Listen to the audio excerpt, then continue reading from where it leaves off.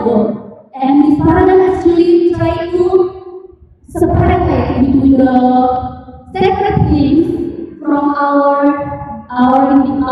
daily activity that usually considered as profane. In increasingly pluralistic society, it's important for us to broaden our understanding about lived religion, about religion that not only always in a formal setting, but also in daily activity. We can see that from Amarnan lived religion lens. Next, thank you. So this is our research question. How can the interreligious dialogue or engagement be understood in everyday experiences? Next, thank you. Before we go further to our experience, I would like to tell you guys about the concept of lived religion that Amarnan found in her book Studying Lived Religion. So Amarnan also in line with what I have mentioned before, that actually lived religion or religious activity is not only something that you can find in formal or in the structured setting. You can also find it in a very simple activity. For example, like sharing kitchen, sharing meals, like what we have done in the lunchtime just now, and then probably in the every experience that you have done in your life. Next, thank you. This is the research gap. So even though lived religion has been developed by Amarnan, but the only few of research that actually discuss about this lived religion, and we from our group actually aims to fill this gap. That's why we take this issue, this mini project for filling the gap by using our personal experiences. Next. This is the method. The method that we use for this mini project is actually qualitative study and thematic analysis by using interview and participatory observation. So we are divided into three spaces actually. That's private spaces that will be discussed about the activity by Madiha, that's cooking with interfaith friends, and then the second one is public spaces that by Afkar experience that held in the cafe, and then digital spaces by Ayu. We will see those experiences by using 7 dimensions from Amarnan. Next. Like what I have said before, that we will see this is the 3 cases, this is the 3 experiences that we will try to explain and see by using these 7 elements, that spirituality, materiality, emotion, embodied, morality, aesthetic, and narrative. Next. Now, what we have from this mini project is actually why we are doing this, because we hope that by using this we can document the interreligious dialogue practices in daily life, and also we can analyze how personal experiences and particular agencies shape understanding and empathy across religions. So how we interact with other people from every background religious, every background ethnic, and etc. We are trying to look in depth by using lived religion by Amarnan. Actually, Amarnan also criticized about secularization, about the concept of secularization, that say that actually in the modern society, the role of religion decreased and even lost or even menghilang, something like that. But Amarnan actually didn't agree with that statement. Why? Because according to Amarnan, actually even though we live in a modern society, the role of religion still maintain and still play a very important role on the human life in everyday experience. But probably we can see that not only in the something like scripture or doctrinal on formal or structure or religious institution, like not only with that form, but we can see that by our acting, by our activity, daily activity.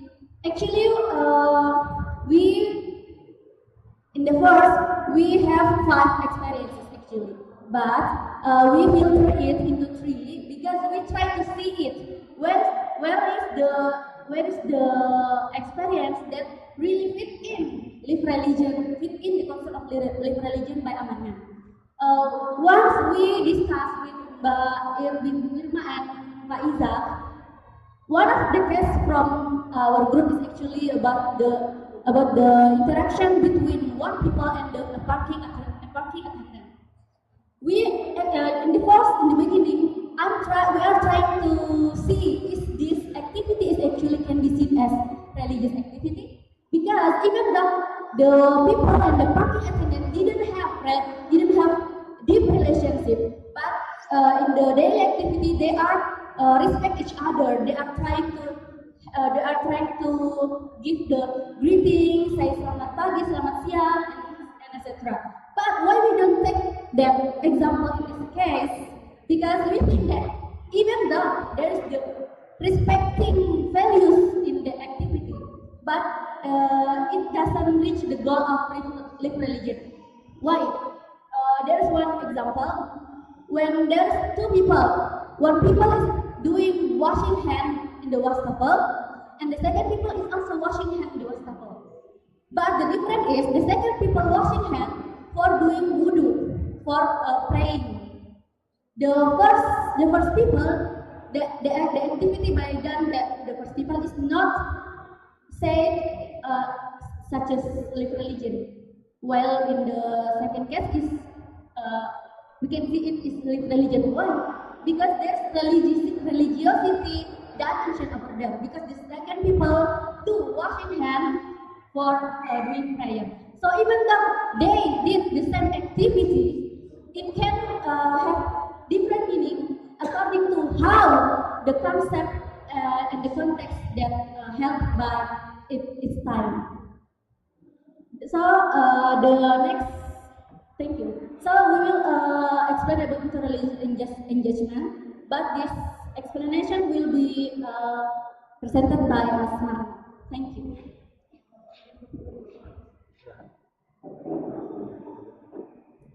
Okay, then we pick up this thing Star, Melayu, and Madhya experience. Madhya in the kitchen after his Kongko in cafe, and Bayu in when he using internet, making a diet. Next.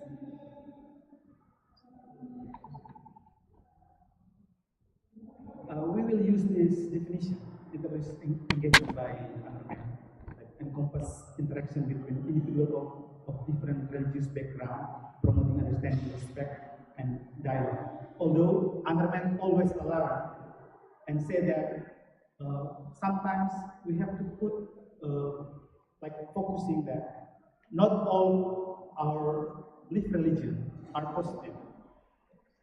Okay, next.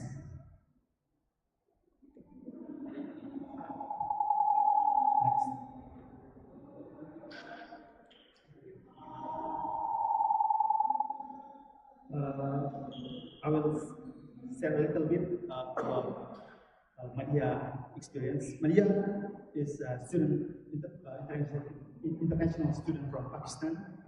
She has friends from other countries such as Burma and Africa, and they often cook together in their dormitory kitchen. They share cooking space and helping each other prepare meals, allow her to connect emotionally with her other international student friends as a student who is live abroad in Indonesia for studies. So Amran say that a sense of attachment to one another grow naturally and become stronger over time due to the intensive hours spent when cooking together, which is then perceived as a way to foster connection. Despite difference in religion, emotional bonds become strong while preparing food and sharing stories. When Amaran say about emotion, she talked about the positive ones and also the negative ones.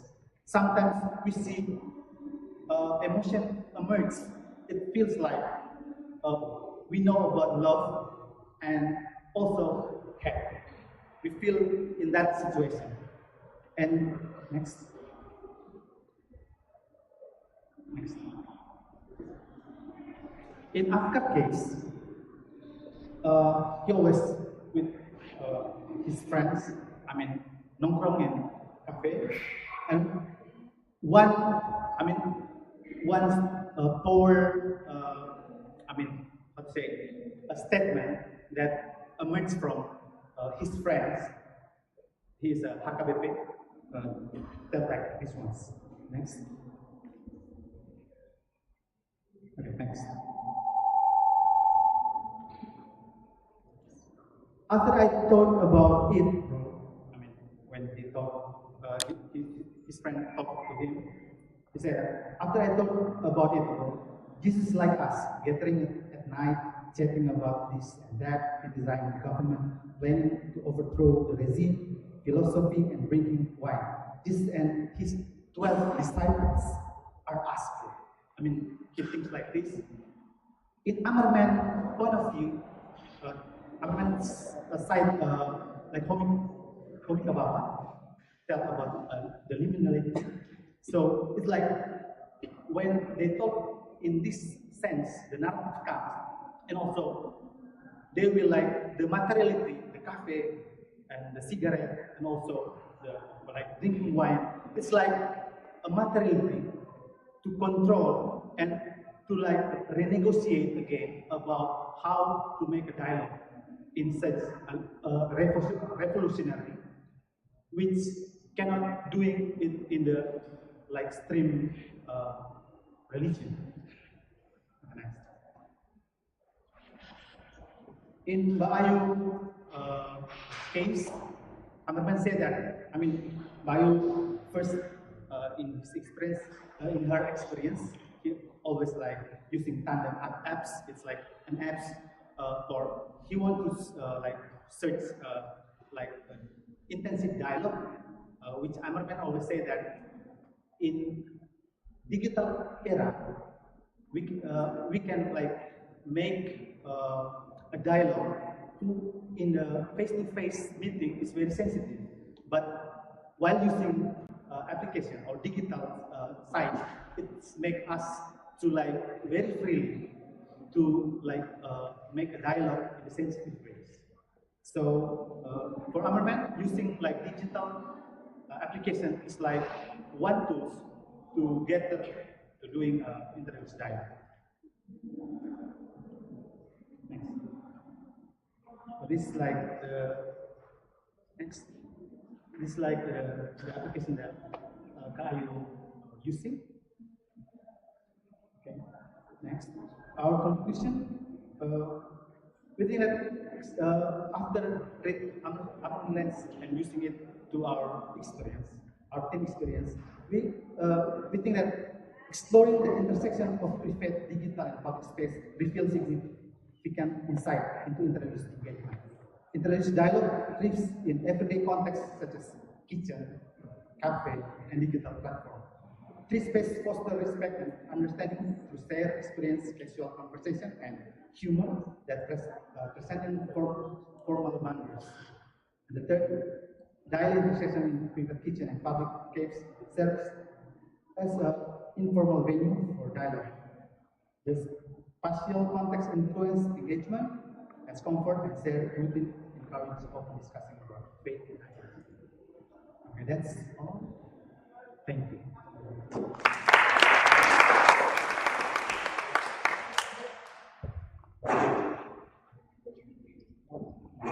Thank you for your presentation.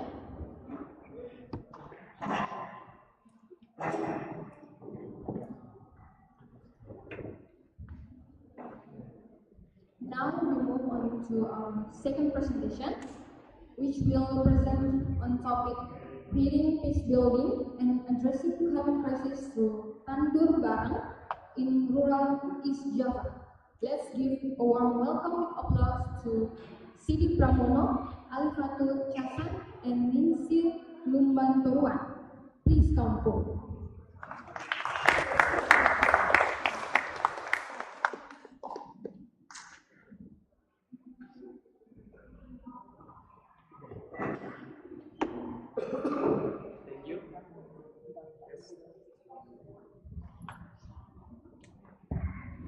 Okay, thank you. First of all, I'm very grateful to present our research to you.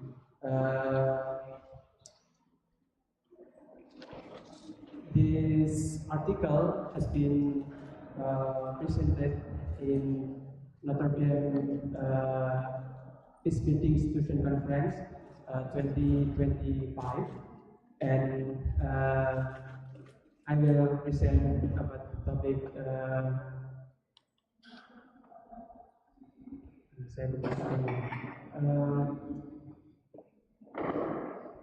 Anyway, I will present about creating peace building and addressing climate crisis to Tandur Barang in rural Java. First of all, the background of our research influence from our curiosity about Tandur Barang. And then from this curiosity, we made two search questions. First, how the participants of Tandur Barang interpret this movement, and then the second, what the impact from the Tandur Barang in climate issues and interreligious engagement. Let's we move to Tandur Barang. Next slide. Next again. Okay, Tandur Barang literally means planting together atau menanam bersama. Tandur Barang is an annual community activity that has been held for 10 years.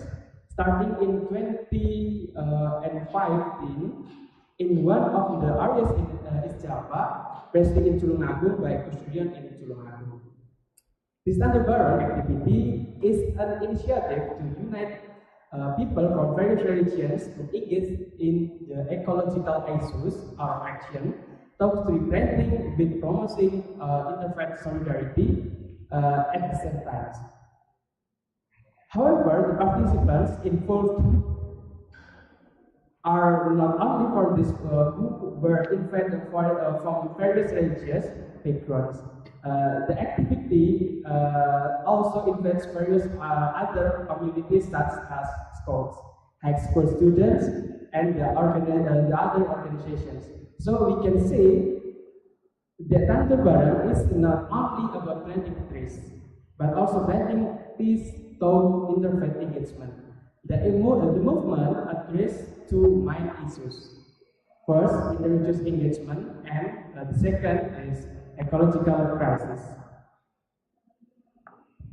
In Tandur Barang activity, participants are involved not only in the activity of planting trees together, but also involved in the activity of lunch together after the planting activity. Next slide. Why and where the activity be held the activity held on Candibadi in Tulungagung was chosen by the Kusurian Bonorowo community as the site for Tandur Barang or tree planting to commemorate Gus Dur passing and promoting environmental preservation. The temple's status as a conservation area, historical site, water springs source, and wildlife habitat made it an ideal location. The water symbols represent its role as a vital irrigation source, while the fire symbol recalled the 2018 forest fire that emphasized the need for ecological action. Candidati now serves as a learning space for interfaith collaboration in addressing ecological crisis. Next slide.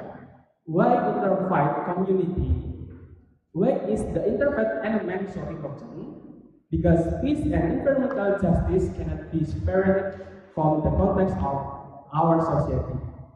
In recent years, Indonesia has faced several issues of interfaith intention, such as the church bombings that occurred in Surabaya in 2018.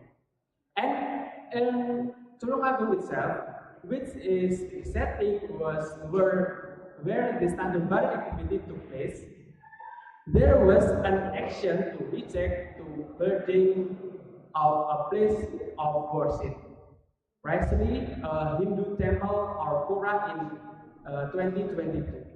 Tanjung Barat then became a means to respond to this issue, which offered a peaceful platform to bridge misunderstandings and promote shared responsibility for the environment. Tanjung Barat builds a narrative in which concern for the earth becomes a unifying action across religions. The earth is one of the places where humans live together regardless of religious background. This then becomes the starting point that humans have the same responsibility in terms of protecting the environment. Next slide. And next again.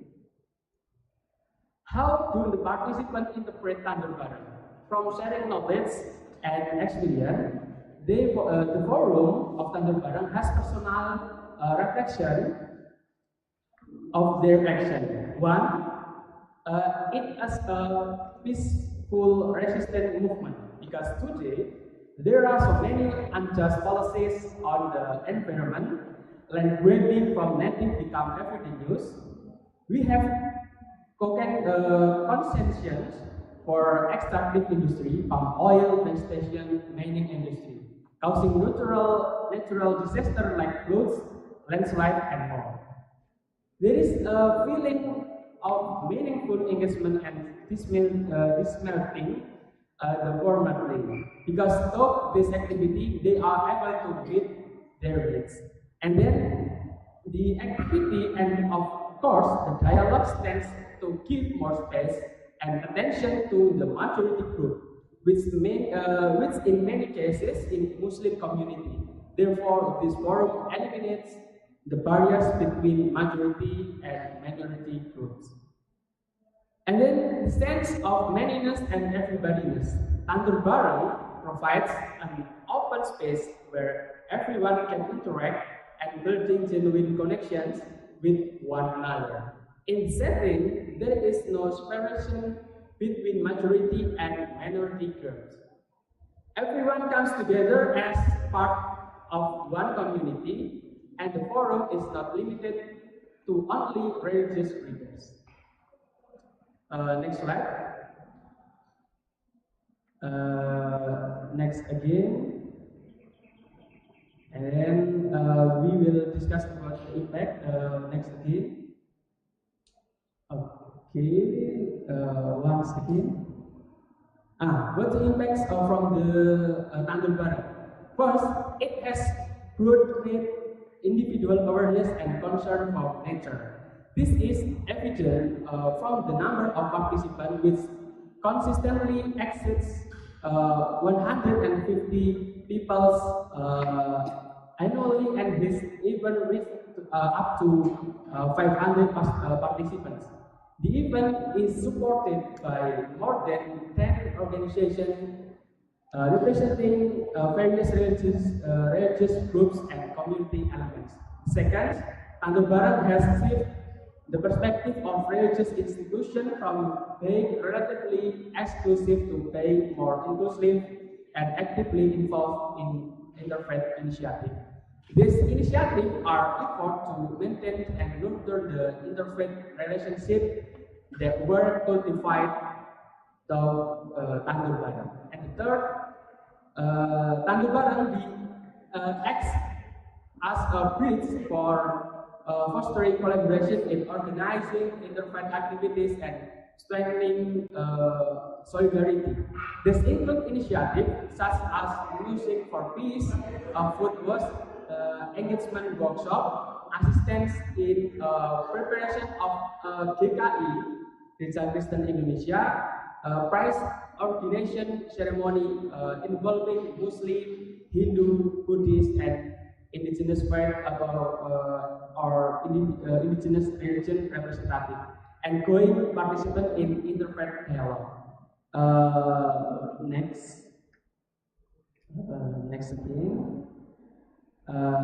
We conclude from the research, and we classified in four types. One, in conclusion, in our research has led to several kind findings.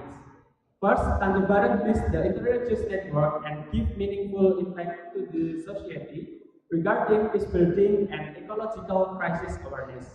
Second, over the past 10 years, these values have been deeply internalized through continuous practice. The third, the sustainability of values are practices related to peace and ecology is reflected in the ongoing transmission of peace building to future generations. The fourth, peace building is cultivated to bonding among Tanjung Barat participants, sparked by simple acts like planting trees and sharing meals. These moments foster a sense of solidarity or asalia. I think this concludes our presentation. Thank you for attention. Thank you. Selamat siang.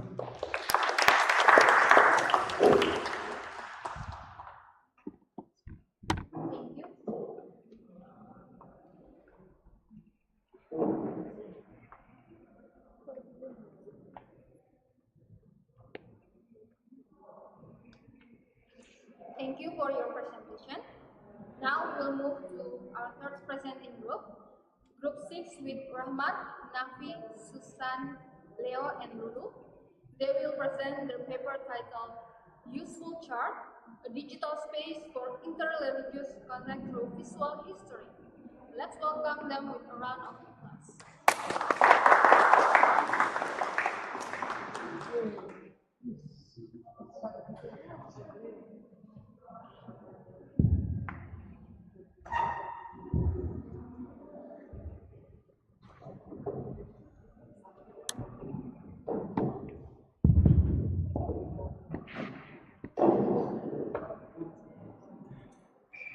So, good afternoon everyone. Please bear with me because we have had like so many great ideas for our plans, and maybe we feel like tired. But please, just two more. Okay, while waiting, this slide to be presented here, I want to introduce myself. My name is Nafi, and this is our team with Susan, Lulu, Rahmat, and Leo. Okay, what should I say here? It's like trick.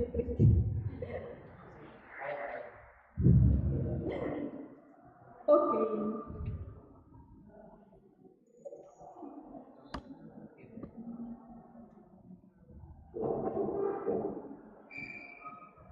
This is the problem with like the digital world, and we are researching this.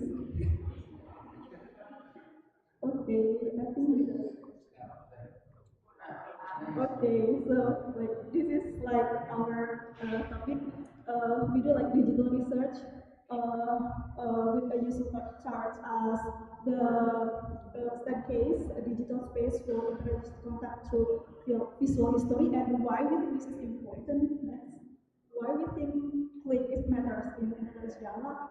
Next, so this is like some report from digital surveys that most of people, more than a half of world population today, use the internet.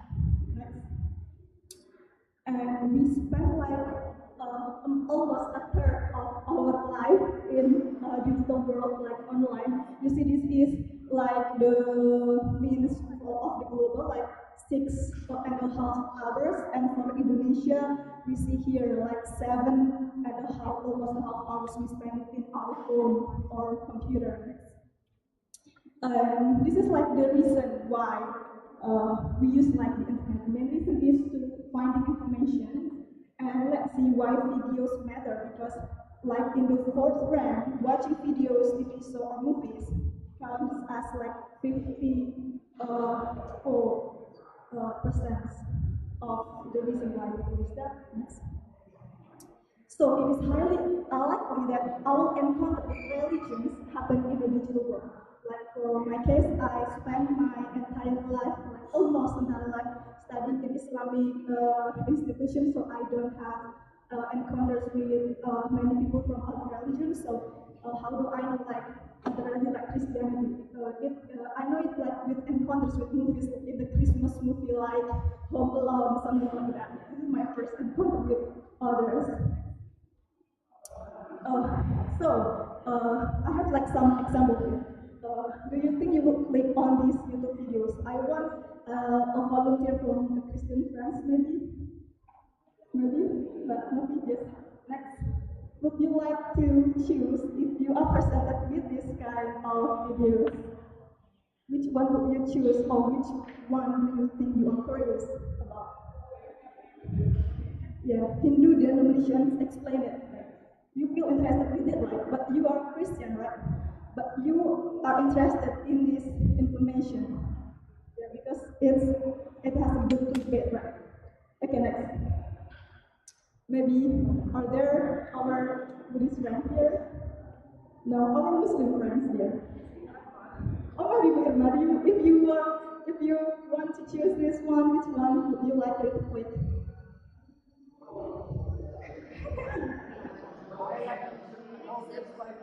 Okay, all this Bible manuscripts. Okay, so next. So basically, this is what we were researching. This is like the channel. The name of the channel is Useful Chart. So we try to explore how this channel functions as a digital space for interreligious contact. And like this channel offers like visual and historical content that foster accessible interface exploration. Next. This is our research questions. Next. So basically we use like an framework of contact and encounters within social media, and we use like Bakery as the examples of our methodology with researching on the digital. Okay, we do a quantitative and qualitative because we scrap all the data from the internet and then use content analysis and also some chemical analysis next. So we see this is the channel if you want to like click that later. So it's been there since 2014, so it's quite a long time, and they have almost 2 million subscribers. So it's I think influential enough, and they have like 265 videos, and you see the views more than 200 million views. So this is the founder, Matt Becker. He has a PhD in religious studies, so basically the channel is more religious history. This is what our findings next.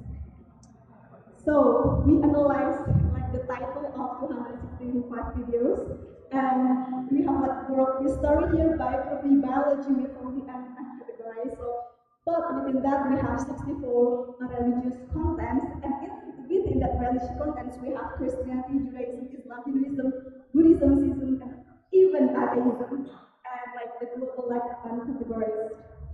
You might say indigenous religions. Next.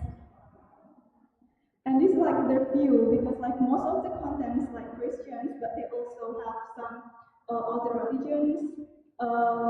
So the higher views, of course, is about Christianity, but we also have like a very huge number of Judaism, Islam, and Hinduism viewers. Next.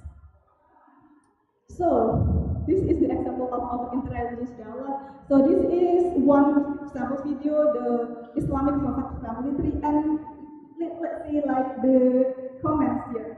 Like as a Christian, I found this very intriguing and insightful. As always, I wish nothing but peace and love to all my Muslim friends. And then you have comments like, we Muslims love you. We Christian and Muslim got many similarities, all of that too. And these comments had like 7,000 likes, which means that we can infer that like most of them, many numbers of them agree with this comment. So like in face-to-face dialogue, maybe you cannot come to 7,000 people, right?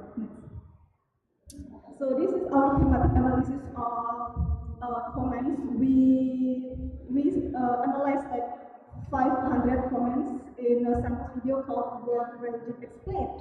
So almost half of them are argumentative comments, but let's see, just argumentative comments always good or bad?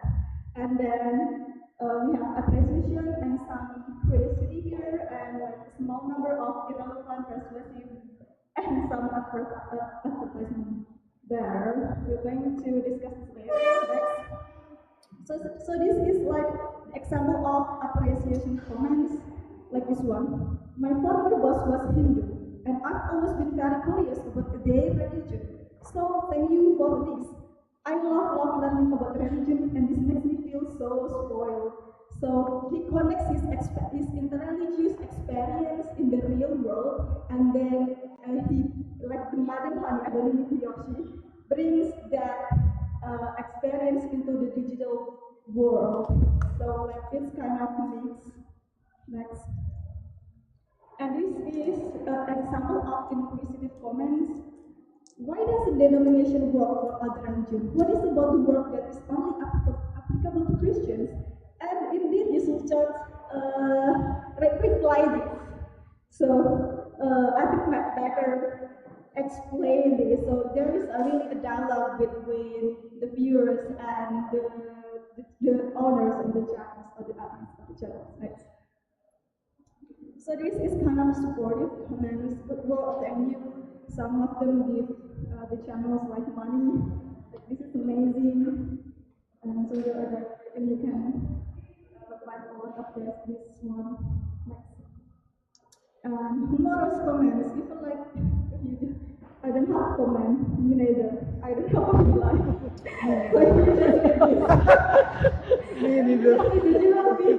Oh yeah, this is so funny, and it happens in this their videos. Next. And then this accommodative comment. So, of course, it's about religions, right? So you have some disagreement, like, no, Judaism does not actually consider itself to be the one true religion. And since like some sarcastic comments, you might like this. Also, some disagreement also. I think it would have make sense. Like, I think that Japanese syncretism is also alive and well in Japan. And other people would argue that. From what I understand, Sunda do not extend of all of the babies. So actually, argumentative is not. We cannot make like argumentative comment is always good or bad. So it is like a spectrum. You have the hostile debate, but you also have like knowledge sharing kind of things. Next. So next again we come to our discussion. So but for our findings, we are good at like useful charts offer a unique space where individuals may encounter information about other religions unintentionally, and often to content that blends religious themes with world history and science. So if you click the clickbait, very curiosity-driven videos, you might unintentionally make interreligious dialogue digitally. Next. So this finding infers, like our theoretical framework, admit that interreligious contact in the digital age is no longer limited to structured, but in informal and spontaneous interaction like we have before. Like I don't have comment. Also, this one is also aligned with Beckery, that YouTube can be both a site of cultural archiving. Yeah, you have like the examples of the videos, right? And social interaction where religious methods are accessed in unexpected and decentralized way. As you see in the comment section of the argumentative type, we have like decentralized knowledge of religions. We can review like our knowledge of maybe our religions or others, and we share that into the dialogue in the comment section before that. Next, this one. So, as we see, significant portion of the comment section consists of argumentative actions. However, these comments did not fit clearly in a binary of peaceful versus hostile dialogue. As I said before, we have like a spectrum of rhetorical engagement within that kind of comments and replies. Next. So this is like the most important finding in our study is the frequency of inquisitive comments, like comments that asking more questions about the topic, in which user express curiosity and ask questions to better understand religions other than their own. Next. So this is our conclusion.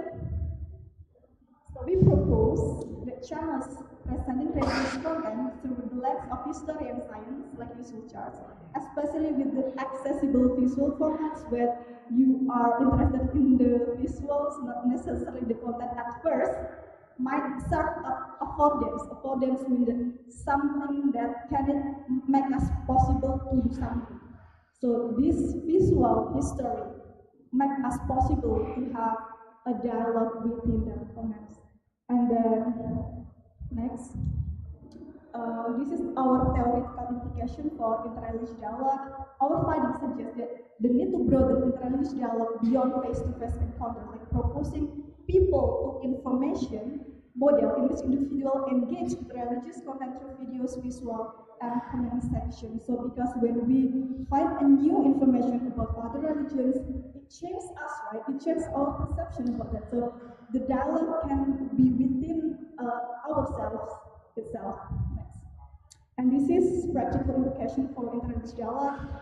We suggest that presenting religious content, popular history and science, especially through interesting one, can serve an effective entry point for interreligious dialogue, and such content invites reciprocal curiosity and reaches broader audience. So we cannot like change the main dialogue as we did. It just can. This kind of channels or videos can only serve as an entry point. We can use that as only a starter. Okay. Okay, next. I think that's all. Thank you very much. Thank you for being with me. Thank you for your presentation.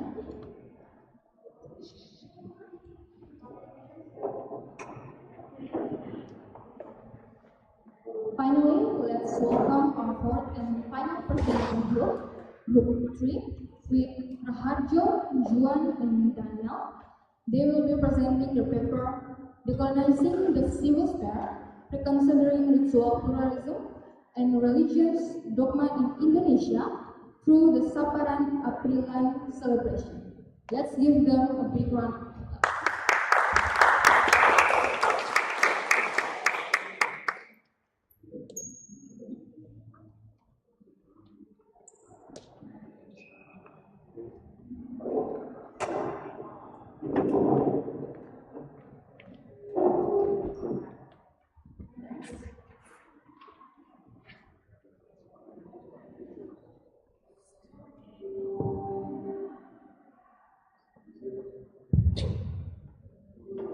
Thanks for the opportunity.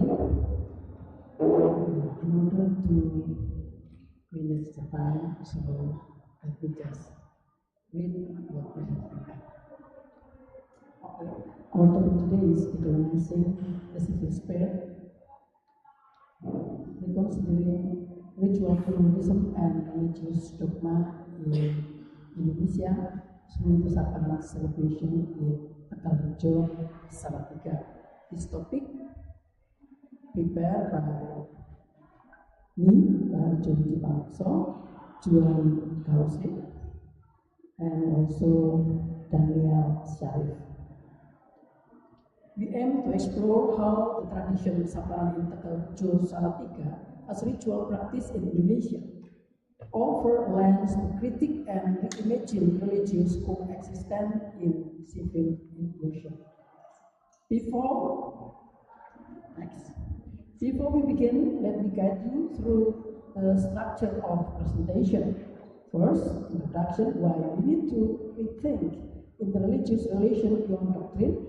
And then second, exploring why Salatiga is a unique setting for interfaith encounters. And third, the methodology, how direct involvement in the Saparan ritual shape our insight. And then fourth, theoretical framework introducing the idea of Moya, Alexander, Omar, and Adi Prasetya.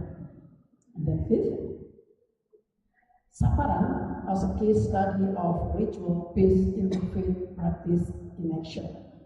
And fifth, bridging ritual and structural critique, looking deeper at who is included and who is not.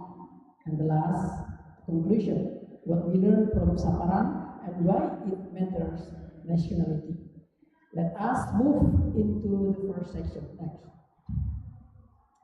First, we need to recognize a crucial gap in how we usually talk about interreligious relations. Most of the academic and theological dialogue focus on abstract concept, doctrine, belief, and text, but they do not always reflect how people actually live their faith. In contrast, we argue the ritual, those embodied emotional and communal acts, express the essence of religious life in a much more immediate and powerful way. To analyze this more deeply, we turn to the work of Mariana Moya, especially her concept of interrituality. We look at Saparan not just as a culture festival, but as a site where interreligious life is embodied, practiced, and sometimes contested. And this leads us to our key critical concern as this question: how inclusive is this civil sphere really? So, we must analyze also the power dynamic behind it. Next, Salatiga as unique historical content. Why? Salatiga has a unique urban character. During the Dutch colonial era, Salatiga was a favored settlement for Europeans. It is cool climate, scenic highland, and relative tranquility made it ideal for colonial retreat and residence. The Dutch present influenced local infrastructure, education, and intercultural encounter. The legacy created an early precedent for cultural hybridity and coexistence. Post-independence, Salatiga continued to nurture its pluralistic ethos with the establishment of Satyawacana University. Its campus became a national melting pot, bringing together students and faculty from across Indonesia, diverse region, and religious background. And the establishment of State Islamic University UIN Salatiga adds to the rich religious landscape, reinforcing Salatiga image as a city of intellectual dialogue and interfaith openness. Thus, when we speak of Salatiga as a tolerant city, it is the product of layered history, colonial, educational, and civic that have shaped public consciousness receptive to pluralism. This is crucial for our argument. The Saparan ritual does not exist in vacuum. It deeply embedded in the city, shaped by openness, layered heritage, and institutional support for inclusion. Next. The methodology used in this research is participatory observation. It's deeply personal and embodied. The researcher is not only an observer but also a participant and lives there as a witness of authentic expression of interreligious solidarity. Next. These are some theoretical framework for our paper. First, Mariana Moya theory of interrituality. She proposed that shared ritual practice between religious groups can become meaningful space of encounter, not just as cultural performance but as real ethical negotiation. Second, Jeffrey accepted civil sphere theory, civil life as moral project where solidarity is enacted not in grand speech but in small act of care, respect, and presence. The third, Atalia Omar, the colonial theory called for epistemic disobedience and amplifying subaltern religious voice to critique colonial framework in peace building and theology. We also use Joas Adi Prasetya theological idea of perichoresis, Trinitarian theology as metaphor of relational solidarity, unity in diversity. Next. Sabaran in Tegal. Let us now look at the case study. Sabaran is a traditional Japanese Merti Teso or village cleansing ceremony held every year in the month of Saban, the second month in the Japanese calendar. Participants in Sabaran include leaders and followers from Islam, Christianity, both Catholic and Protestant, Buddhism, Hinduism, and many communities. This act, kirab, saklin, and communal prayer, food sharing are not just ritual, they are lived expression of interreligious solidarity. What's important to note is that this celebration is not only community driven, it also actively supported by the local government, including village leader, the interfaith forum, and the police. Next. Bridging the ritual and structural critique. While the Sabaran ritual in the culture offers a beautiful expression of interfaith harmony, we must also take a closer look and ask who is included and who is left. On the surface, the ritual appears inclusive. Muslim, Christian, Hindu, Buddhist, all participate. However, when we analyze it more deeply, we notice a significant absence. It has gone unrecognized that among the parade of religious leaders, no figure represents the kejawen adherent of indigenous Japanese spirituality. While there are a group of Japanese adherents in Tegal. Participation is possible only if fits into framework already shaped by majority religion, primary Islam and Christianity.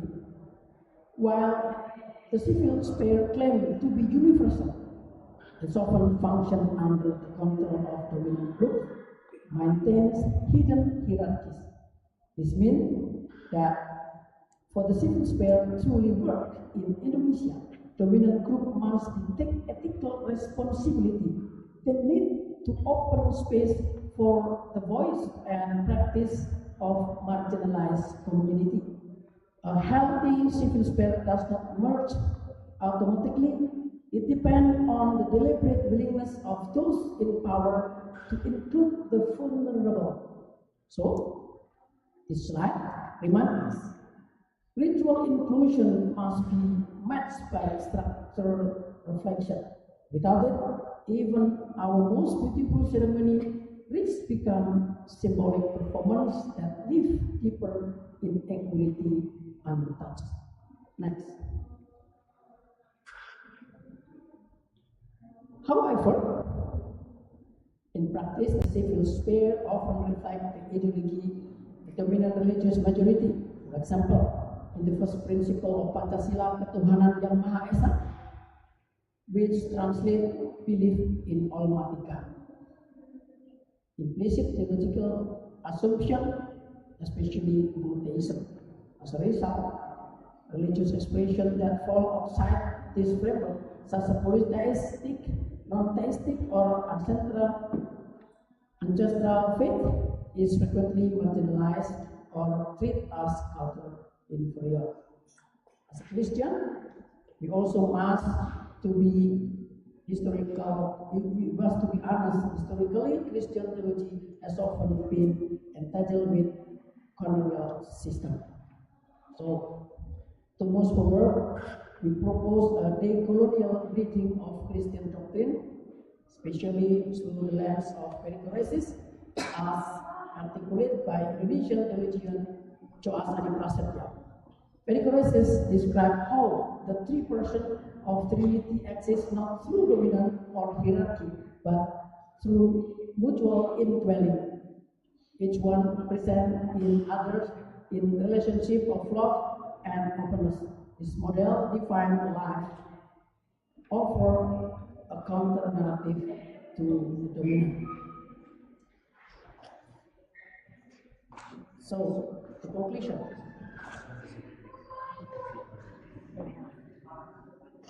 The first conclusion is Saparan is indeed a hopeful model.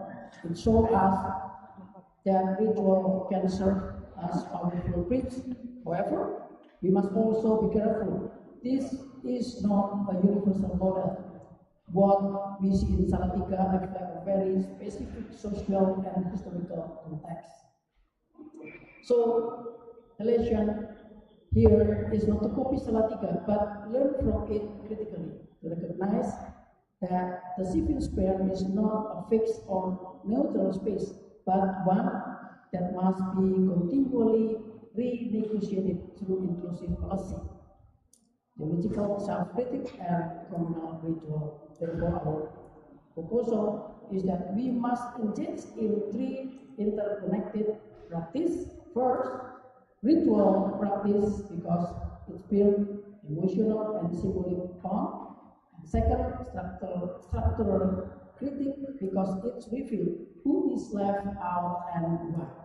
And the third, theological renewal because our sacred narrative must affirm difference, not erase it.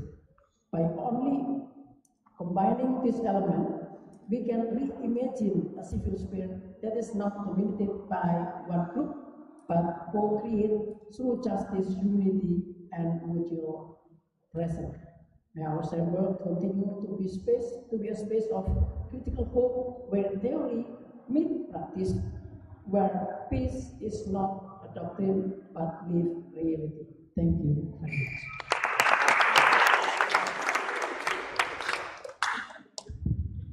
Thank you for your presentation.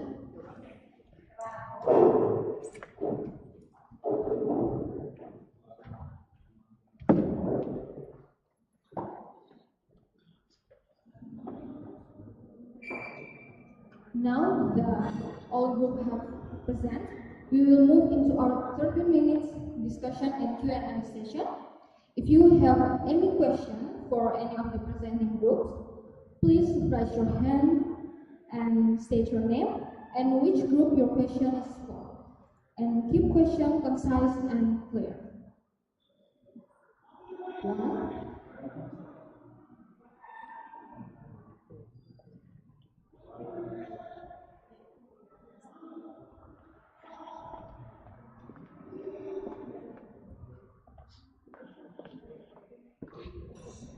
Thank you. My first question is for the useful charts group. My name is Ikrana, and why I figured that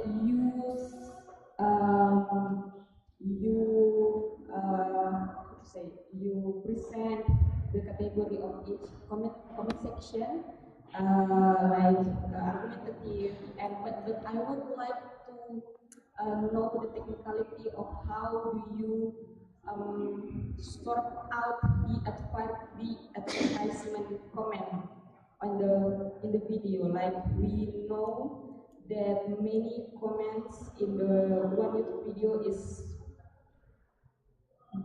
there is significant amount of them is advertisement of judi online, and sometimes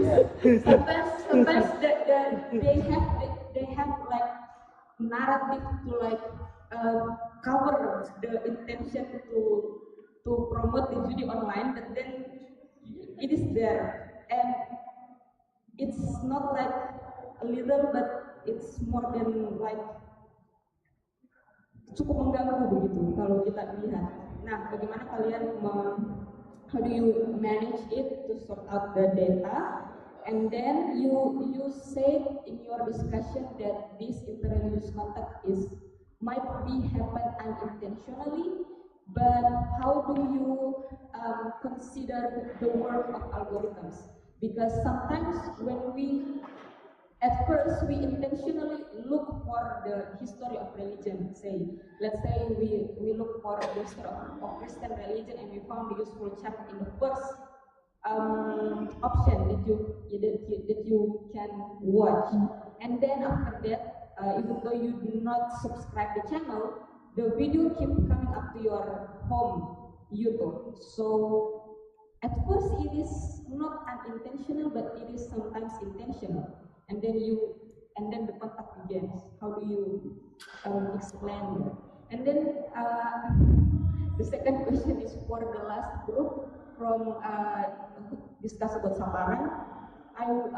Since the researcher is one of the insider of the community and the religious leader, I want to ask more about the methodology, especially on the positionality of the researcher. Like, how do you position yourself as a researcher and also as the religious leader in the community and also as an insider of the ritual in Salatiga? Like, how do you negotiate your identity in this project, in this research?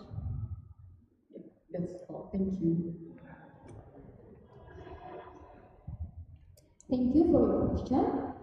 Now to represent you, please respond to the question.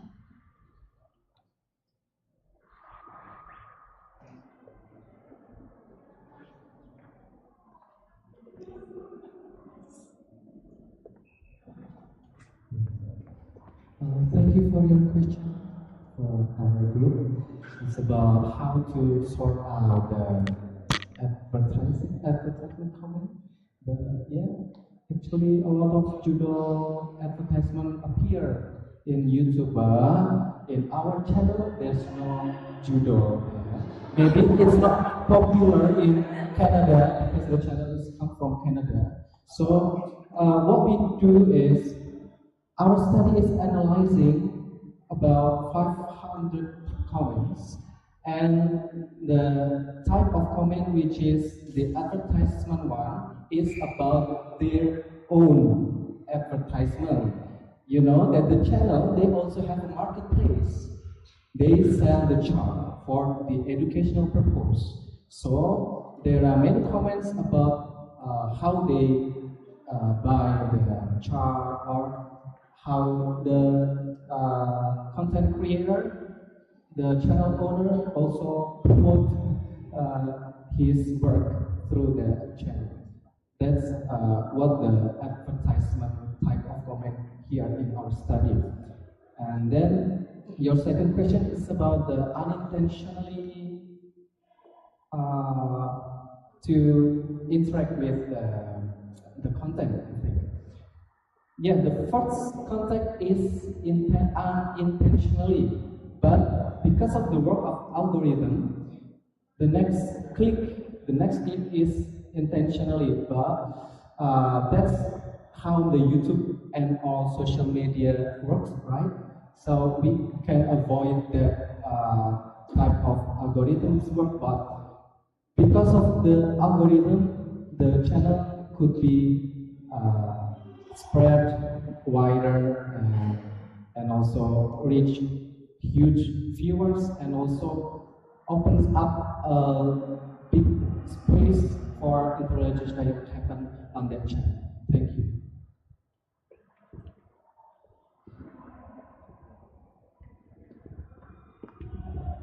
Thank you for your answer.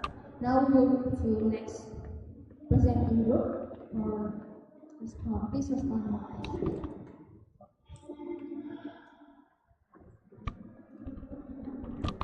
What is the position of the researcher in this study? As a pastor, I took part in various events organized by local committees and was personally involved. Many of them, naturally, this involvement entails a degree of subjectivity. However, over the course of living in the community for 11 years, I observed remarkable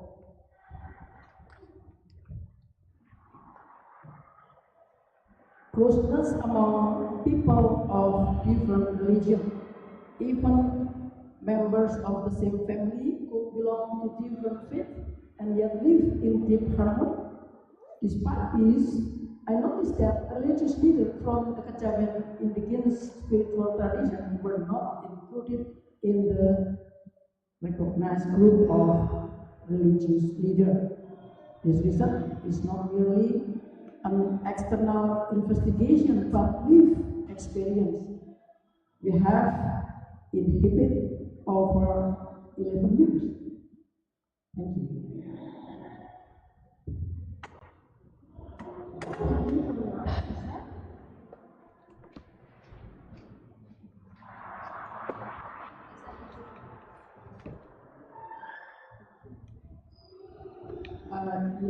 I want to add something untuk add more question like how do you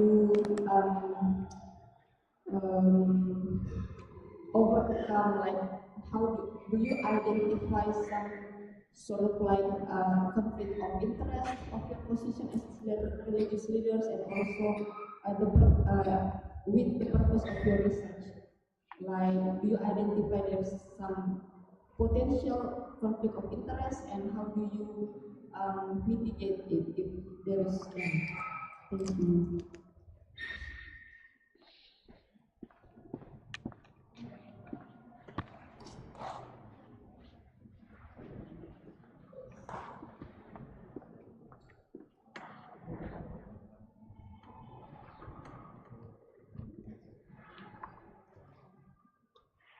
Okay, this may be happen with conflict interest, but I think like what we propose that the dominant group should open, should more can sense from the marginalized voice. So we need to be wise to speak, and also maybe sometimes when I involve as a committee, I will try to speak to the committee that we also has to include the group of penghayat kepercayaan or kejawen, but I also be wise to not make something more complicated, because this sabaran has to make us all happy. That's one of the consideration. Maybe if I have an opportunity to be one of them,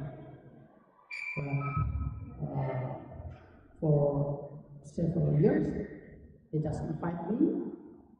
I'm not in charge as a committee. Thank you.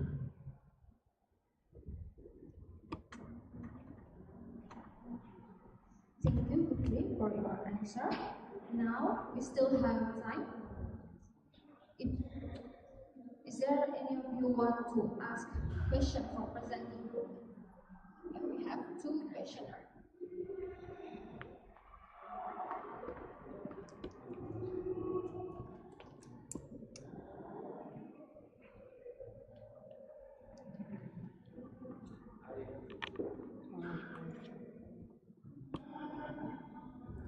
Yes, I'd like to ask a basic question for the group of Novi, Yogeshi, Masnano, and others.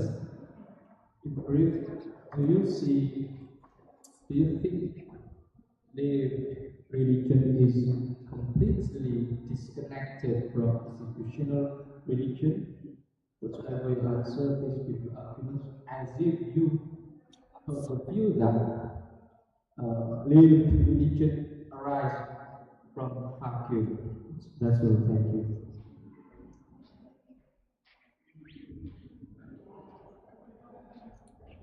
Yes, okay. Actually, I want to give a question for Dia mau jawab.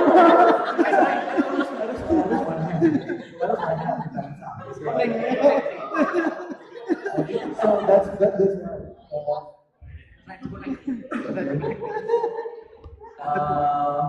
it is interesting when you from the YouTube topics. That is interesting when you are using quantitative and also qualitative content analysis as a method, as a tool. The thing that I want to ask actually is about how would you define something, the expression in the internet, as a part of as what I forget about that. How you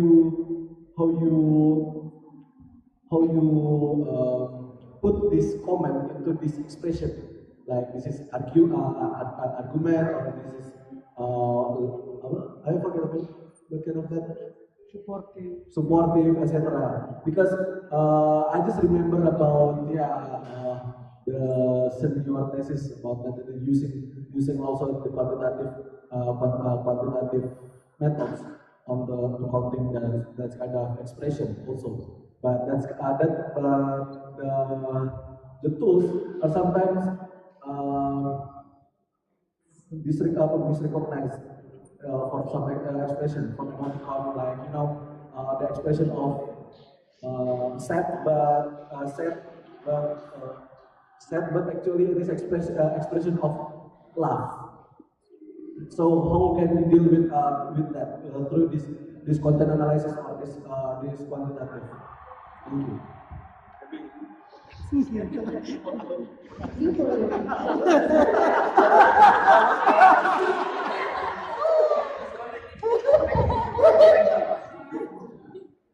Okay, thank you, Mas Andre, for your patience. So I'm here to answer, not to ask for another view.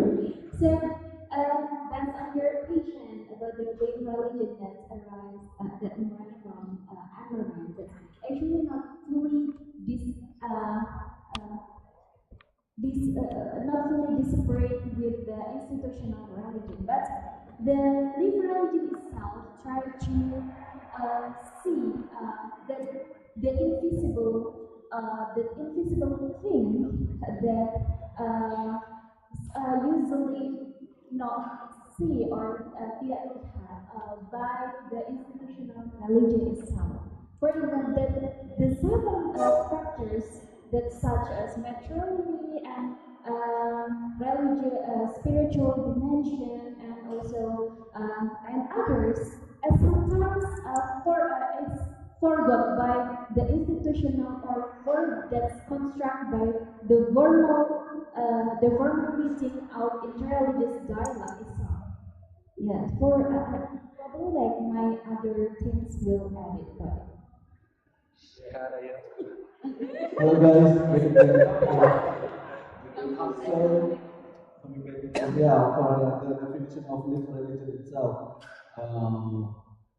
it is actually the best how to see the phenomenon in social that actually more the same with earlier arguments about how is it to see more broader than what it was dictated by the religious institutions. Maybe I will take the case like my case for the Jesus is like us for my friends. It is actually for my friends. It perhaps for some religious institutions, religious institution might take it as an offensive argument because the religious institution may limit the kind of morality.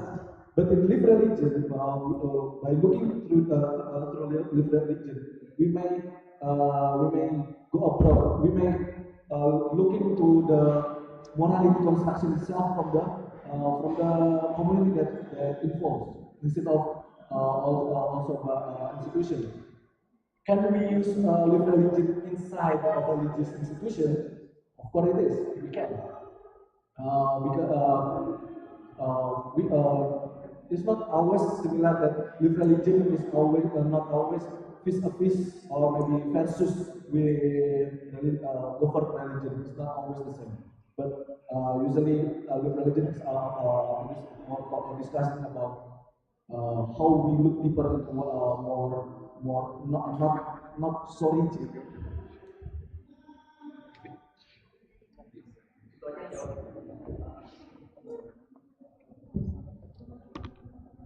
I mean, this question is very important. Another like side from Lefebvre, he talked about, I mean, three like spatial space, representations of space, and representational space, like how we can like intersect our literal religion. Sometimes we can like using the flow of mainstream religion, but also we can like divide it into our own. We can sometimes it's a very fluid.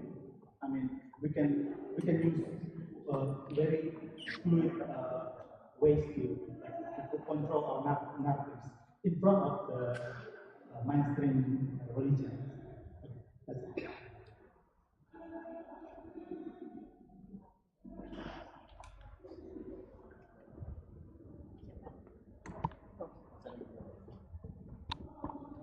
Okay.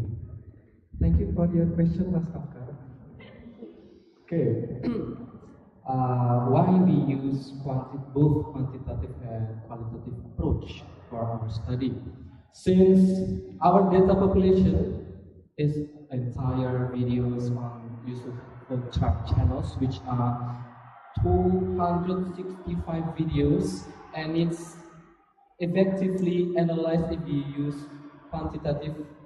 So we just take a look at the numbers of views, number of likes, and number of comments, so that we can present to you the chart like we presented before. And then about the qualitative one, the qualitative approach, because we use content analysis, so we focus on the comment and the content in the comment. But when we analyze the comment, it needs qualitative approach, which is we use the analysis, which is thematic analysis, and we use coding. So that's why we can present to you the type of the comments. Is it inquisitive one? Is it argumentative one? And then there are explanation about that, about all the categories. So if the comment expressing positive feedback, we categorize it as appreciation comment, something like that. And if the comment makes us laugh, bikin kita ketawa, so exactly we categorize it as a humorous comments. Yeah, that's how we can categorize that comment. But dealing with your questions about the use of emoji that misinterpreted, it is we suggest to analyze it using discourse analysis, not the content analysis. It will be more deeper to analyze it with the discourse analysis to see how the misinterpretation can appear. Is it about the perspective of the reader or there's an intention of the commentators who write that comments or who read the comments. The misinterpretation, I think it would be effectively analyzed using discourse analysis. Do you think? Yeah, or anyone of you would have? Okay, thank you. I just want adding more like how the technical ways that we did it. So we have like 500 comments, right? And we divided like for of us, we read each of us 100 comments. Yes. And because we have that category, if you think they asking questions, then it is like inquisitive. It is a debate, argumentative. It is, and each of us read that like one by one. Yeah. One by one, guys. One by one. 500 comments one by one.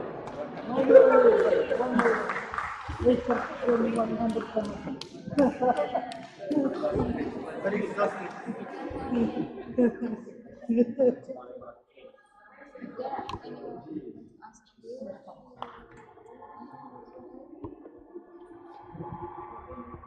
I just want to respond for the child. Do you consider about the echo chamber? And I think because of the echo chamber, people just follow the algorithm.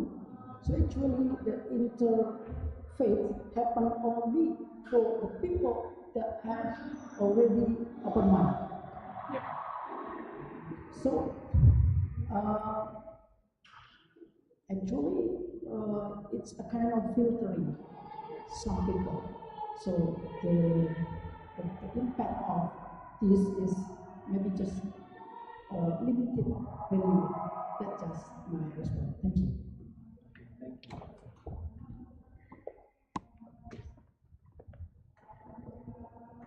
Sorry guys, I want to ask Lift Religion group.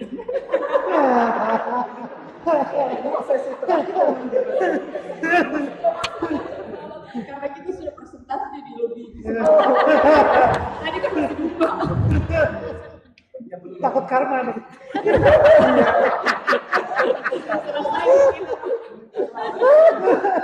Torturing time. Guys, I just want to ask, how do you engage critically with Emmerman's lived religion theory? Since we lived religion or everyday religion, by Nancy Emmerman grew in the Western context where the modernity or the separation between religion and religion and your everyday life is really visible. Like the impact of modernity is very prominent and really happening there. And how do you engage with it critically in the context of Indonesia, where we have the Pancasila and we are not secular country where the religion is really put in a atomized size of your life, like because when you bring the everyday religion and romanticize it and look it as a site to look for religion, similar with what Angga says, that it comes not from vacuum, because the religious institution still play a significant role in the context of Indonesia. So how do you see the lived religion by Emmerman, and how do we can develop it and use it in our context in Indonesia? Thank you.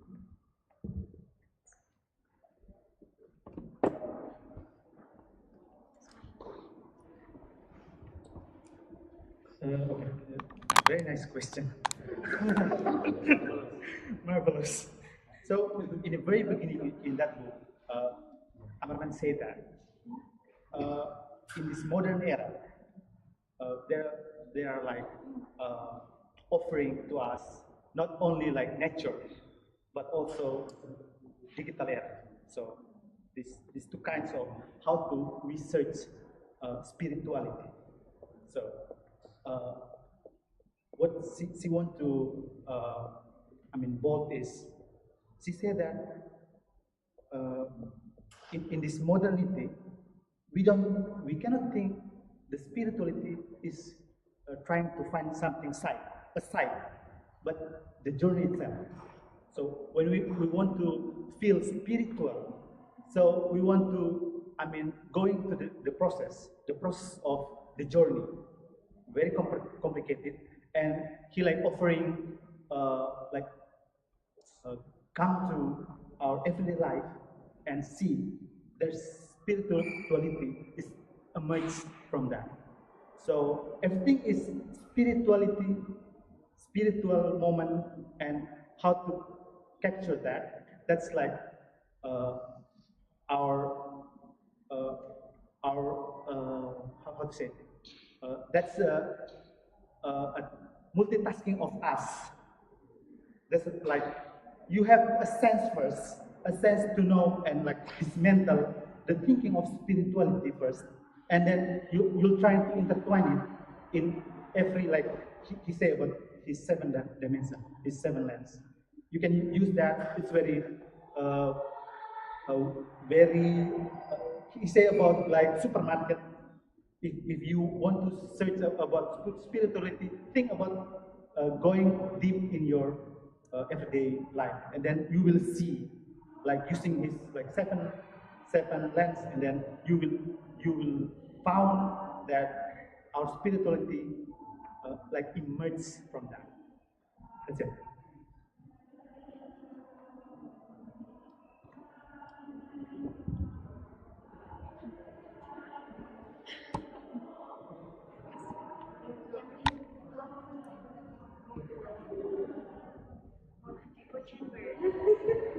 It's just a response.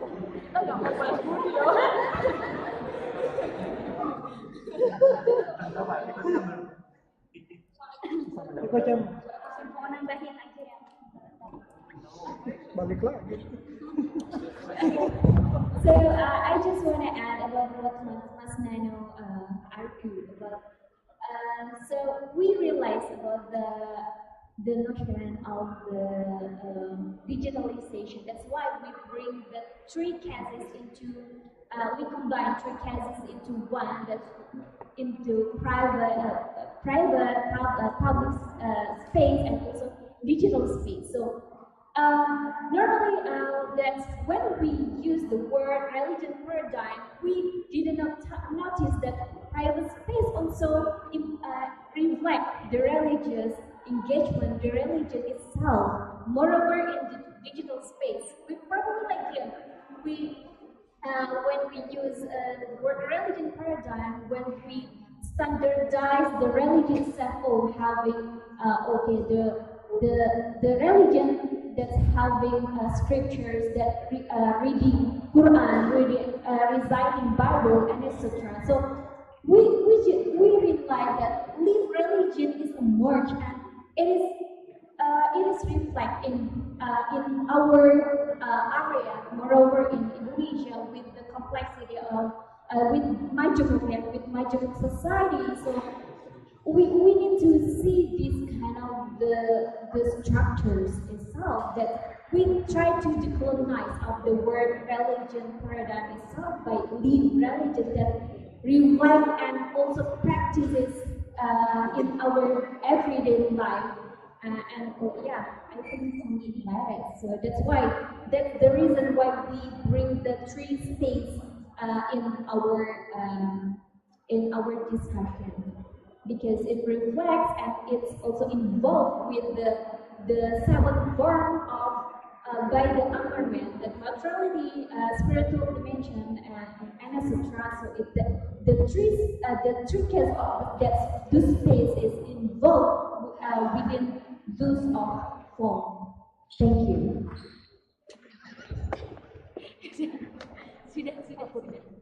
Thank you. Now our discussion session is over.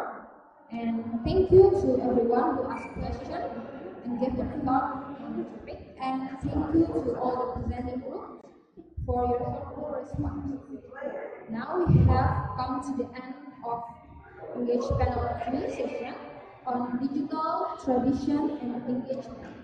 I would like to extend my sincere gratitude to all four presenting groups for sharing their insightful research and perspective.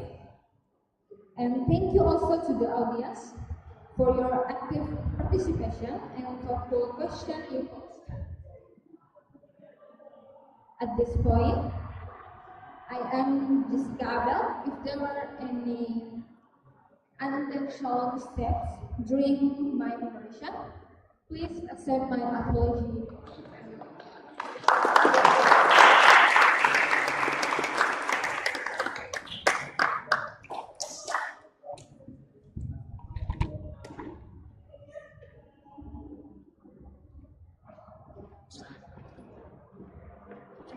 you so much to all our moderator and also to our speaker for the valuable information. With that, we conclude all 3 panels of today's conference. Thank you for your attention and contribution to this thoughtful conversation. Let's show our appreciation with round of applause then to the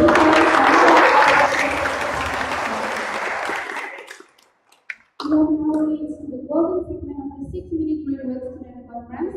To deliver the closing speech, we are honored to invite Dr. Sumanta Kusumi and Mr. We will invite you to the stage.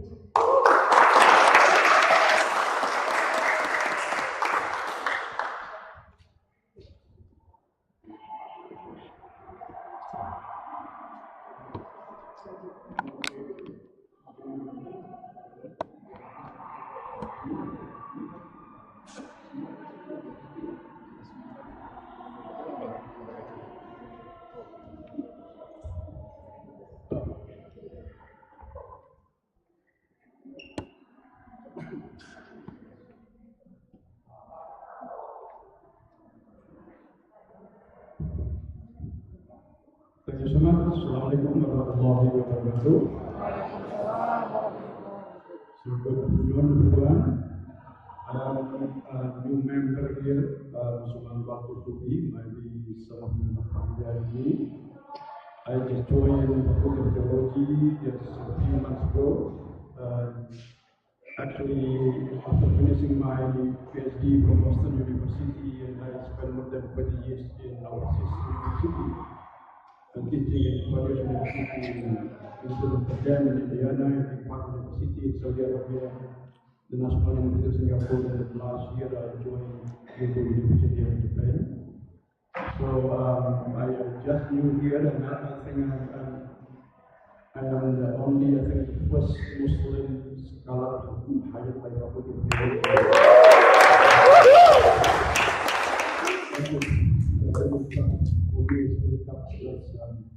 During my stay at Kyoto University, I have been actually approached by University of Massachusetts Congress to be a professor of Middle Eastern and Global Islam. But I'm not really, it's too much, more than 20 years is enough for me, so I was thinking it's time for me to go back to Indonesia and give some knowledge, share some experience with Indonesian students. And I pick up Faculty of Theology, Satya Wacana University. I graduated from here also 25 years ago.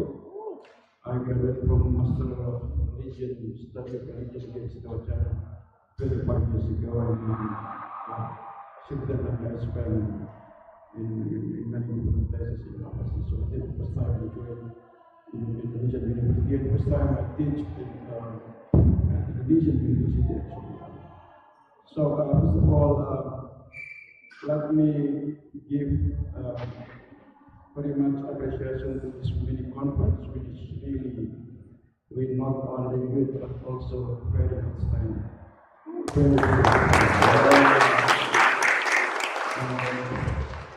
my colleague Isabel asked me to give closing remarks, I was thinking, what kind of closing remarks is about mini conference? SCRS, Master PhD. So I have to join since the morning. So I live in Semarang. So I just travel from Semarang here, Vietnam struggle from Semarang here. And I deliberately joined this morning because I would like to know what exactly the topic will be presentation and terms of what is really interesting. So I give applause again to this. I not only learn, I also, I made some new friends in terms of what Fatima is also my old friend also. I'm really glad to be very in this place. So I have some notes actually, but let me one by one be more accurate what I'm going to say. Okay. First of all, the most important thing about this mini conference is not only about academic collaboration. The most important thing that is going to be studied is also about interreligious engagement, which is very, very important. Real religious, interreligious dialogue and engagement. If I look at the talk here, it's really very disappointing.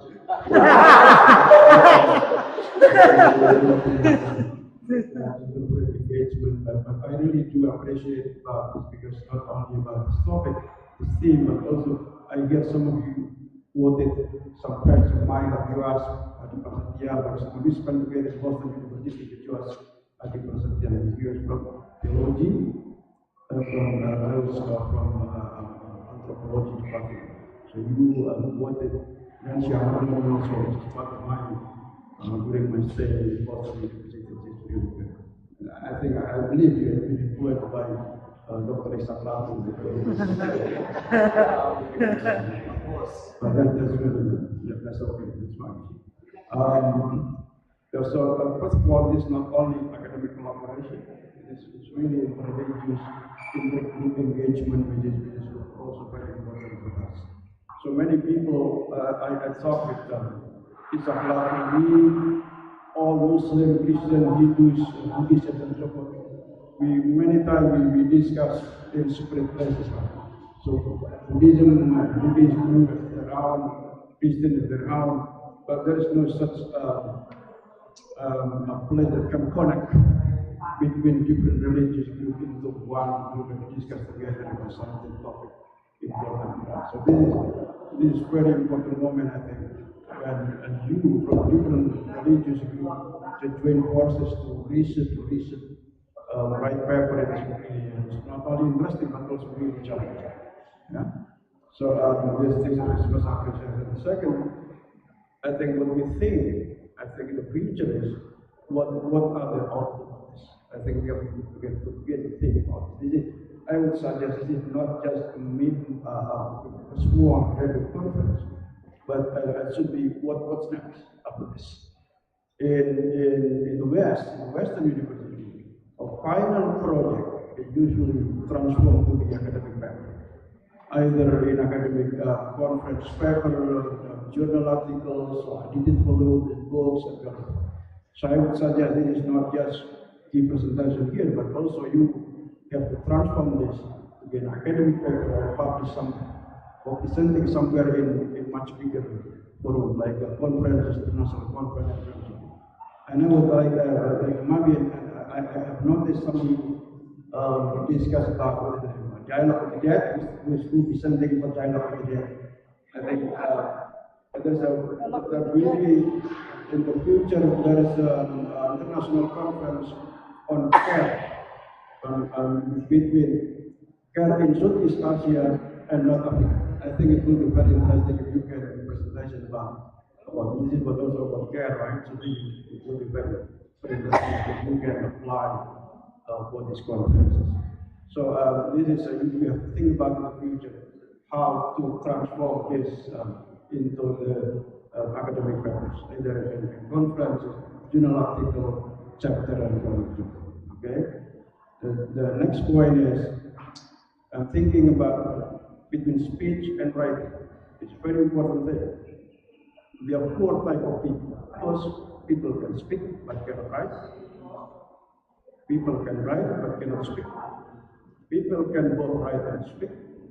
And people cannot write and speak. So the problem for academics like you is not only just speaking in the conferences, but how to write academically that convince editors, reviewers, and we can easily speak in the academic forum. If your English is quite well, it's very easy to speak in academic forum. But writing is different thing, right? So we need this writing skill, not only speaking skill, but also in writing skill. This is one of the problems for academicians, for scholars, or many of them, they can speak a lot, they cannot write well in academic paper. So this is the next challenge for you guys. It's not only good in speeches, but also good in writing. And this is, but I believe, personally, I believe, as the Wacana here, you have ability to transform speeches to good writing, academic background, and so on. But think about this, it's not only just presenting, but also how to write your presentation into an academic pattern. So another thing is, I somewhat here, you have to also, is it important for us to differentiate between scholar and activist. Many people be scholar, but also at the same time be activist. Scholar and activist is a different thing. Activist, you can voices for all things in our society, but scholar is a different thing. You can do research, you can engage in many academic studies, but you don't have to be activist. So, for example, if you would like to write a paper, it is easy to recognize which paper written by activists, which paper written by us. So your job is in the future is not this is my opinion, to become a true scholar, not an activist. If you choose to be activist, that's different. That's up to you. But if you want to be in academic level, in university, to be lecturer, you have to be prepared to be a scholar, not to be an activist. That's different thing. You can study indigenous religion, for example, not as an activist, but as a scholar. That's different. But activists, you should advocate what you study to be a permanent thing, and that's activist. Scholars not. Scholars, the job scholars to study. Study what you think is important and you think it is good for you to study. That's the job of scholars. Not as an activist. Activity, we have to advocate, we have to defend, and so on. Okay, so in writing academic paper, sometimes many people, they cannot differentiate between scholarly activists and activistic scholarship. That's very two things, that's very different things. So I think I hope you in the future to write a paper thing, but as a scholarship academic, not as an activist. But if you choose to be active, that's different thing. That's up to you. I have no choices about it, but this for my perspective. So, and the last point is, one of the last points, I think it would be good in the future, it's not only join forces like this, it's not only students from Fatima and Bung Isa, but also in deeper level, it's a broader level between ACRS, and Magister, MSA, and DSA program. So not only just this academic minister is just your students and your students. This is in your class. It's not all ACRS or CRS. It is from your student personally. So in the future, it might be much more. Not only just Fatima students and Bukisa students, but also collaboration between ACRS and Satya, because we share common knowledge, common values between us and we have. We will study culture, we will study religion from different perspectives. I think there are a lot of common between us. So if we work together, I think for broader level, I think it's much excellent. So because faculty member in ACRS, CRCS is also the same like us here. We are all friends. You have been teaching by Iqbal, Anchu, Mujid, right? We are all friends. So who else? Zainal, Tiki, Sofyan. Yeah, we are all friends.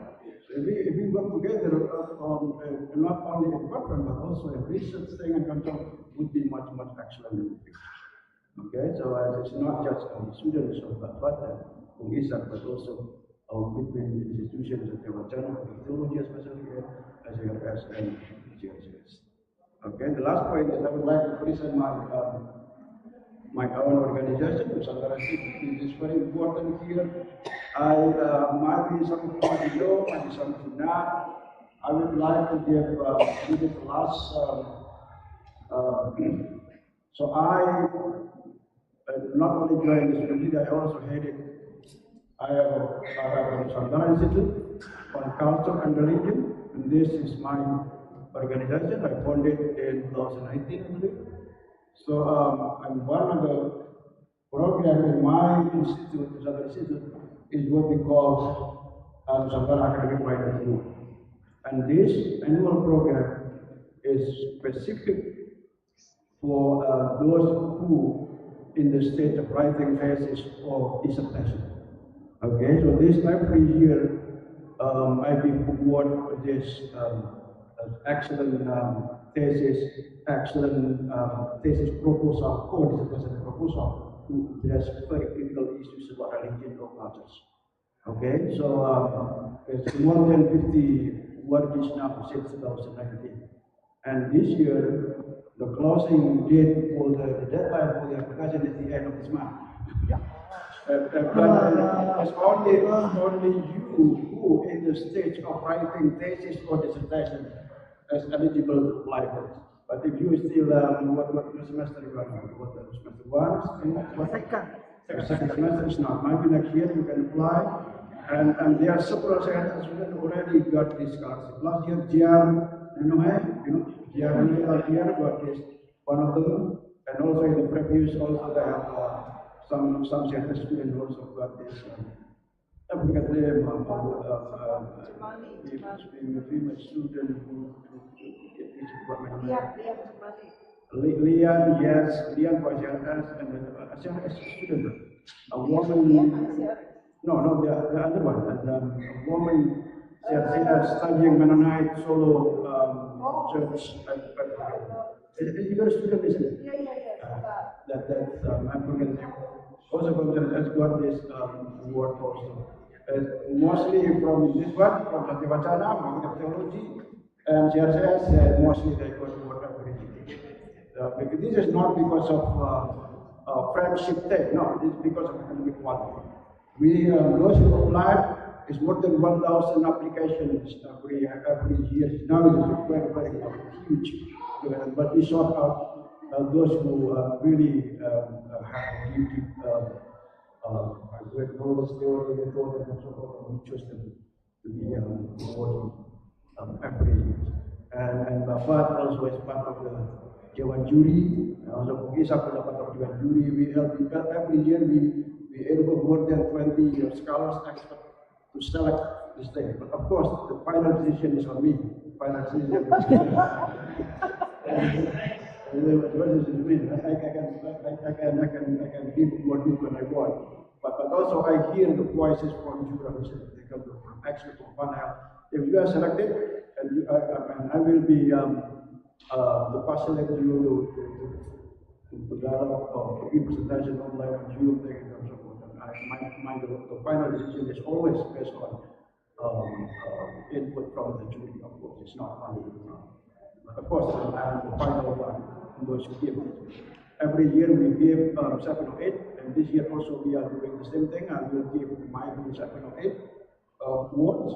I think there are some CRS also already applied. I know the thing, but if you would like to apply something, so the deadline is from the end of this.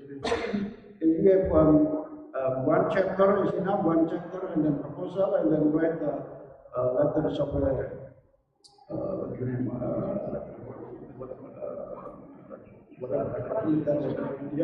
just enough. If you don't have, of course, you don't have to finish your thesis. One chapter done. I think, and this year I plan to give celebration of this university in Satya Wacana University. So but my university is not only this. We have a book, we have work, we have journal thing, and so forth. Many also graduates from CRCS. They also contribute to edited column that I have in. So we publish our books and many others, and many actually.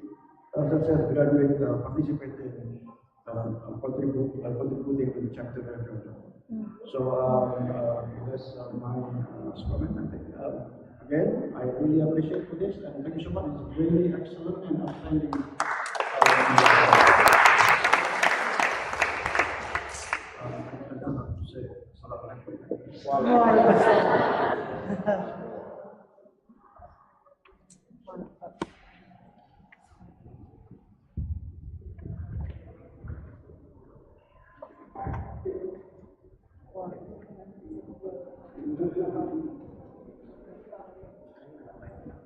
Okay, we now move to the final segment of today's event.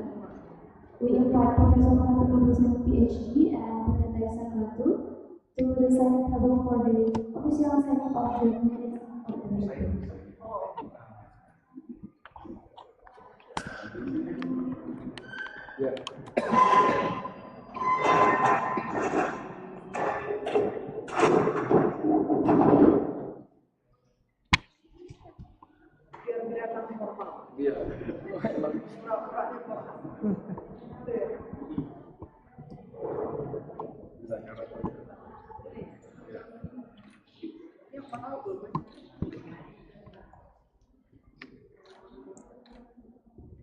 Oke, kita ya. Biar kayak yang kayak orang-orang itu.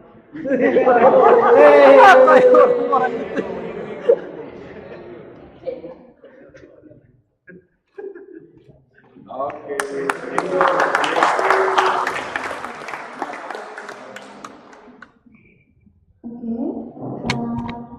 Now we move on to the student acts of law as a gesture of gratitude to our speakers, moderators, and contributors.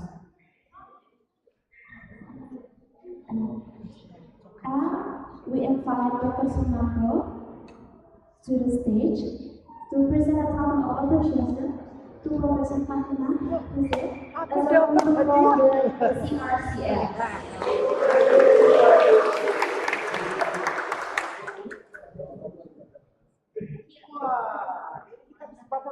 Isinya apa ya?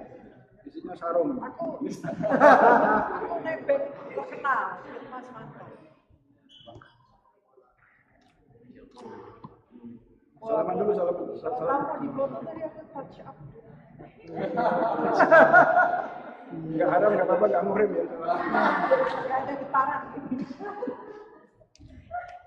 Yang lama mas, biar saya.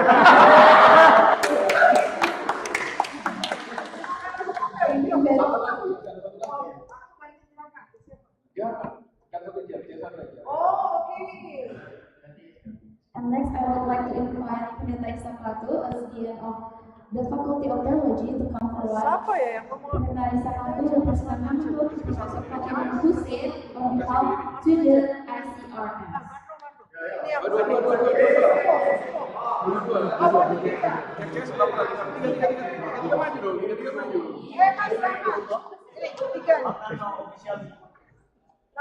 Mewakili ICRS ya.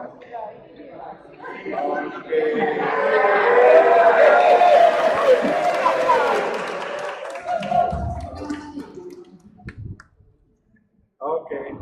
Makasih ya. Makasih. Makasih ya. Titip ya, ini satu CR apa sih? Iya, di CRS. Ini satu nanti kan dikasih CRS.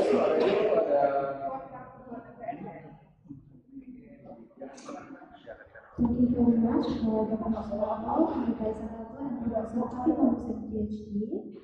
Now, to bring this conference to a close in an effective and meaningful way, we invite Mr. Ahmad Setioko, MPD, to lead us in a closing prayer. Sir, we kindly to invite you to lead us in this concluding prayer.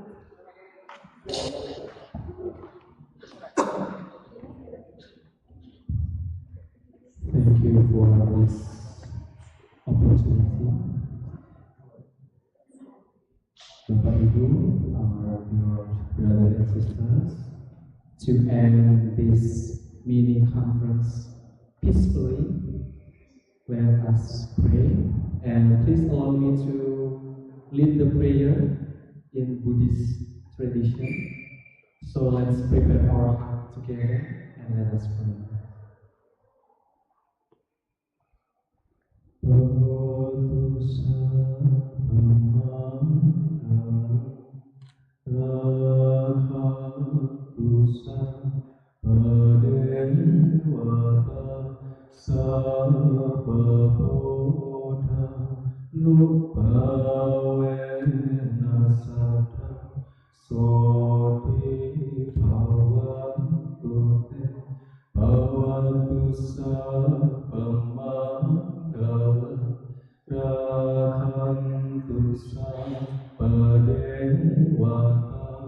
Sampedhamma nubawe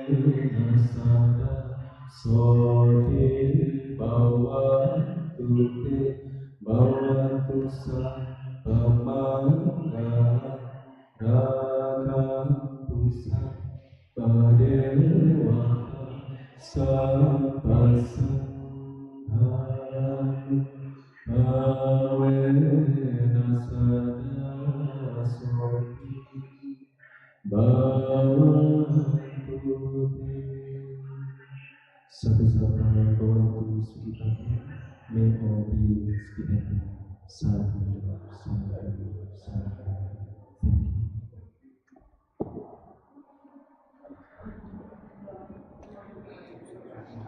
Thank you. Thank you very much, Mr. Satyako. This concludes the official program of the 6-minute graduate student conference. We sincerely thank all of you for your attendance and engagement throughout the day.